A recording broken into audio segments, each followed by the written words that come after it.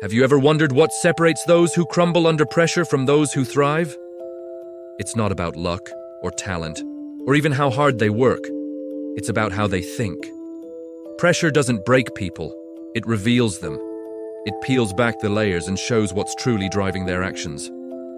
Think of a crucial business negotiation, a final second shot in a championship game, or a surgeon in a life-or-death operation. The stakes are immense, and the weight of the moment is crushing. For most, this is where panic sets in, where decisions become reactive and chaotic. But for a select few, this is where they shine. They don't just endure the pressure, they use it. They transform that intense energy into unparalleled focus and clarity. This ability isn't a superpower, it's a skill, a mindset that can be learned and cultivated. And today, we're going to break down exactly how they do it, step by step. We'll explore the mental frameworks that allow them to stay calm, make brilliant decisions, and turn high-stakes moments into their greatest triumphs. This is the secret language of success under pressure. Let's get one thing straight. Successful people, high performers, they all feel pressure. They feel the anxiety, the racing heart, the knot in their stomach, just like everyone else. The difference is, they have a highly developed system for emotional regulation. They've trained themselves not to let those feelings dictate their actions. Imagine an elite athlete stepping up for a game-winning penalty kick. The roar of the crowd is deafening, the hopes of millions are on their shoulders. Of course, they feel fear. But they've learned to acknowledge that fear without surrendering to it. They see it as a signal, not a command. They've reframed the physical sensations of stress, the adrenaline, the heightened awareness, as signs that their body is ready for peak performance, not that it's about to fail. This is the first and most critical step, creating a space between feeling and action. They practice mindfulness, not just in quiet meditation rooms, but in the heat of the moment. They take a deliberate, almost imperceptible pause. In that pause, they can observe their emotional state objectively. They might say to themselves, "Okay, I'm feeling anxious right now. My heart is pounding. That's normal." This simple act of labeling the emotion detaches them from it. It's no longer an overwhelming wave, it's a data point.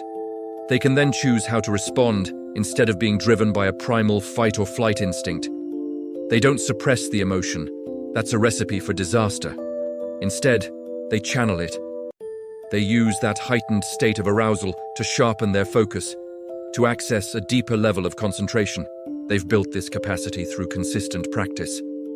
Through visualization, they repeatedly put themselves in high-pressure scenarios, training their nervous system to remain calm. They use controlled breathing techniques to physically lower their heart rate and signal to their brain that they are in control. It's a disciplined, systematic approach to managing their internal world, ensuring that when the external world becomes chaotic, their mind remains a fortress of calm. This allows their cognitive abilities, their decision-making, their creativity, their problem-solving, to operate at their highest level, unclouded by panic. Once their emotions are in check, the next principle high performers live by is an obsessive focus on what they can control. Under pressure, it's human nature for our minds to race, jumping to all the worst-case scenarios and fixating on factors completely outside our influence. We worry about what others will think, how the economy might shift, or whether a competitor will make an unexpected move. Successful people recognize this as a colossal waste of mental and emotional energy. They perform a quick, ruthless triage of the situation, sorting everything into two simple buckets: what I can control and what I can't. Then, they completely and utterly ignore the second bucket. Their energy, their focus, their entire being is directed exclusively toward the things they have direct influence over. Think of a startup founder navigating a market downturn. They can't control the global economy, investor sentiment, or their competitors' funding. Worrying about these things is pointless. What can they control? Their product development, their customer service, their team's morale, their spending. So, that's where 100% of their attention goes. This isn't just a mental trick, it's a strategic allocation of resources. Every ounce of energy spent on uncontrollable variables is energy stolen from the actions that can actually lead to a positive outcome. This intense focus creates a powerful sense of agency and momentum. Instead of feeling like a victim of circumstances, they become the driver of their own fate. This mindset requires discipline. It means actively catching yourself when your mind drifts to what ifs and if onlys, and consciously redirecting it back to what can I do right now. They might focus on their preparation, their next physical action, their communication with their team, or their own mindset. By narrowing their field of vision to their circle of influence, they simplify the complex. The overwhelming pressure of the situation dissolves into a series of manageable tasks. This approach not only improves performance but also drastically reduces stress, because the anxiety that comes from feeling powerless vanishes the moment you focus on the power you do have. In a high-pressure situation, everything feels like it's speeding up. Our thoughts race, our instincts scream at us to act now, and there's an overwhelming sense of urgency. The common reaction is to match this external pace, to make snap judgments and react instantly. Successful people do the exact opposite. They deliberately slow down, not physically necessarily, but mentally. They understand a fundamental truth. Clarity beats urgency every single time. Rushing leads to mistakes, overlooked details, and decisions based on panic rather than logic. When the pressure mounts, they consciously create a pocket of time for themselves. This could be as simple as taking a few deep, slow breaths before responding to a difficult question. This small act is incredibly powerful. It disrupts the adrenaline-fueled panic cycle, lowers the heart rate, and brings oxygen to the brain, allowing for clearer, more rational thought. They understand that the perception of urgency is often a trap. They ask themselves, do I really need to decide this second, or can I take a minute to think it through? More often than not, the answer is the latter. They buy themselves time.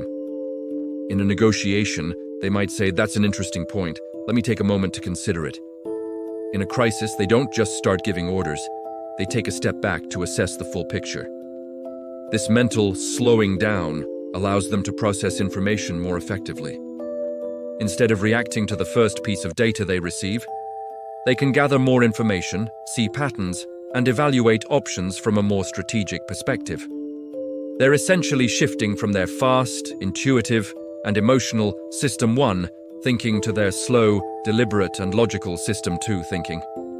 This prevents them from falling for cognitive biases that are rampant under stress, like confirmation bias or tunnel vision. They give their rational mind a chance to catch up with their instincts.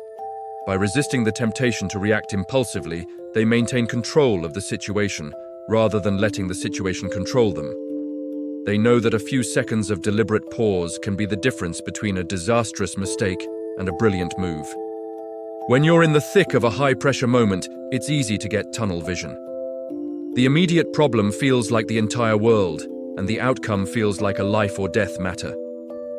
This is where successful people employ another powerful mental tool. They zoom out. They deliberately shift their perspective from the immediate crisis to the long-term context. They ask themselves, in a week, a month, or a year from now, how much will this specific moment truly matter? This act of placing the current stressor into a larger timeline instantly diminishes its power. It provides perspective and emotional distance. A missed sale, a tough meeting, or a critical error, while painful in the moment, often shrinks in significance when viewed against the backdrop of a long-term career or life plan. This long-term perspective is not about dismissing the importance of the present, but about preventing short-term pressure from hijacking long-term strategy. A CEO facing a quarterly earnings shortfall could make drastic, short-sighted cuts to please the market. But a leader with a long-term view would weigh those actions against their impact on innovation, company culture, and long-term growth. They refuse to sacrifice the future for a temporary reprieve in the present. They are always playing the long game. This zooming out technique helps them stay aligned with their core values and ultimate goals. When faced with a difficult choice, they don't just ask, what is the quickest way to solve this problem? They ask, which choice is most aligned with the person I want to be and the future I want to build? This framework acts as a compass, guiding them toward decisions that are not just expedient, but wise. It keeps them from overreacting to setbacks, viewing them instead as data points or learning opportunities on a much longer journey. This ability to hold both the short-term tactical needs and the long-term strategic vision in their mind at the same time is a hallmark of elite thinking. It allows them to navigate immediate storms without losing sight of their ultimate destination. So, what does this all add up to? It means that for those who have mastered their thinking, pressure is no longer an obstacle. It becomes an advantage. When everyone else around them is panicking, reacting emotionally and making poor decisions, they are operating from a state of calm, focused clarity. This is a massive competitive edge in any field. While others are paralyzed by the fear of making a mistake, the high performer is calmly executing their plan.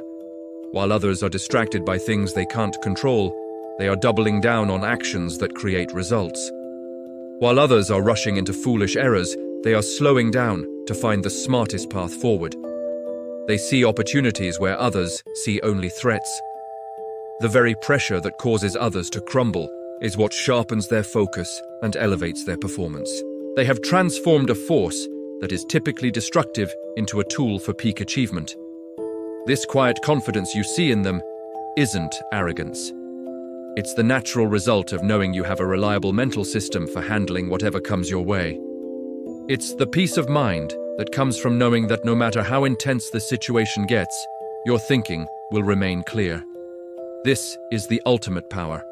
Not the ability to control the world around you, but the ability to control your own mind within it. And because they can think clearly when it matters most, they consistently achieve outcomes that others can only dream of. The pressure doesn't break them, it makes them. Thank you for watching. If you found this valuable, consider subscribing for more insights into the mindset of success.